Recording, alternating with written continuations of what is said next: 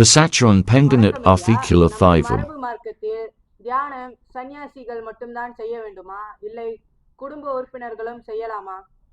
வணக்கம். ஆதிக்குல தெய்வம். தியானம் சன்னியாசிகள் தான் செய்ய வேண்டுமா, இல்லை குடும்ப உறுப்பினர்களும் செய்யலாமா அப்படின்னா, இப்போ பெருவாரியாக நம்ம பார்க்கும்போது தியானம் பண்ணால் குடும்பத்தை விட்டு போயிடணும், ஆசைகளை திறந்துடணும், குடும்ப ஆசைகள் இருக்கக்கூடாது, இல்லற ஆசைகள் இருக்கக்கூடாது, சன்னியாசியாக மாறிடணும், காவி உடுத்திடணும், இப்படியா எடுத்துகிட்டு போயிடுறாங்க. உண்மையாக அப்படின்னு பார்க்கும்போது எந்த சித்தர்களும் எந்த இடத்துலையும் தியானத்துக்கும் குடும்ப சன்னியாசிக்கும் தொடர்புபடுத்தலை. அது அவங்கவுங்க தனிப்பட்ட விஷயமா நம்ம பார்க்குறோம். சன்னியாசிகள்ன்றது அவங்க இல்லற வாழ்க்கையில் இல்லை குடும்ப வாழ்க்கையில் அவங்களால ஈடு கொடுக்க முடியாததுனால தியானம் பண்ணுறவங்க சன்னியாசியாக மாறி போயிடுறாங்க. ஆனால் சித்தர்கள் சொல்லப்பட்டிருக்கிறது அப்படியானதில்லை. யார் ஒருத்தர் குடும்பத்தோடு நின்று தன்னுடைய தியான நிலையை முக்தி அடைய வைக்கிறாங்களோ அவங்கள தான் அங்கே சித்தர்களாக அங்கீகரிக்கப்பட்டிருக்குது. மற்றதெல்லாம் சாமியார்கள்னு சொல்லிடுறாங்க. அப்போ அந்த சன்னியாசங்கிறது தேவைக்கு தகுந்த மாதிரி அவங்கவுங்க தனிப்பட்ட விருப்பங்களாக அது இருக்குது.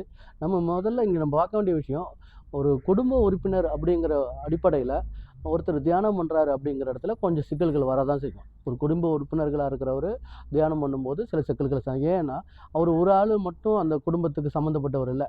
அங்கே கணவன், மனைவி, குழந்தைங்க, பெற்றோருங்க எல்லாரையும் உள்ளடக்கியது தான் ஒரு குடும்பன்றது. அந்த இடத்துல ஒருத்தர் மட்டும் தியானம் பண்ணும்போது சில எதிர்மறையான நிலைப்பாடுகளை பார்க்குறோம்.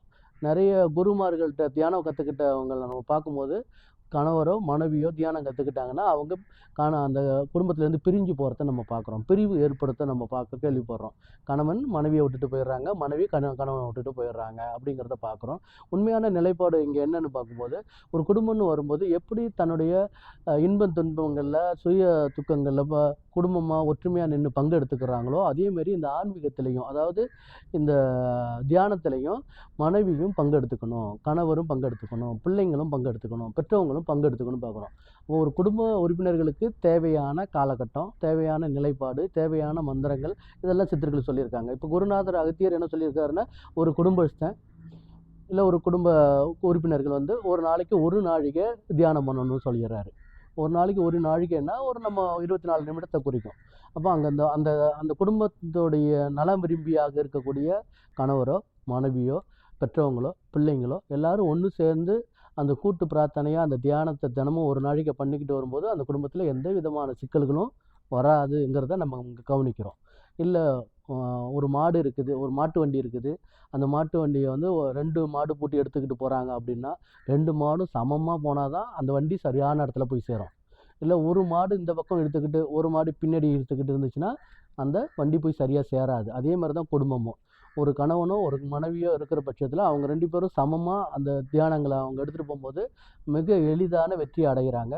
ரொம்ப சீக்கிரத்தில் அவங்களுடைய கர்மாவை கழிக்கிறாங்க. இல்லை கணவர் மட்டும் தான் செய்கிறாரு, மனைவி செய்யலைனாலும் பல பிரச்சனைகளை சந்திக்கிறத பார்க்குறோம். இல்லை மனைவி மட்டும்தான் தியானம் பண்ணுறாங்க, கணவர் செய்யலை அப்படிங்கிற இடத்துலையும் பல பிரச்சனைகளை சந்திக்கிறத நம்ம பார்க்குறோம். அப்போ இந்த குடும்பம் அப்படிங்கிறது அவங்களுடைய குலம் சார்ந்து மரபு சார்ந்து வர்ற பட்சத்தில் அவங்களுடைய கர்மான்றது ஒரு கூட்டு செயல்பாட்டில் தான் இருக்கும், ஒரு குடும்ப செயல்பாட்டில் தான் இருக்கும் கர்மா. அப்போ மகனுக்கோ மகளுக்கோ இல்லை பெற்றவங்களுக்கோ அது பாதிப்புகளை உண்டு பண்ணுறதை நம்ம பார்க்குறோம். ஸோ அந்த இடத்துல ஒரு குடும்பமாக அந்த தியானத்தை பண்ணுனா சரியான முறையில் அந்த குடும்பத்தை பராமரிச்சிக்க முடியும், ஏற்றத்தாழ்வுகளை சமப்படுத்திக்க முடியும்.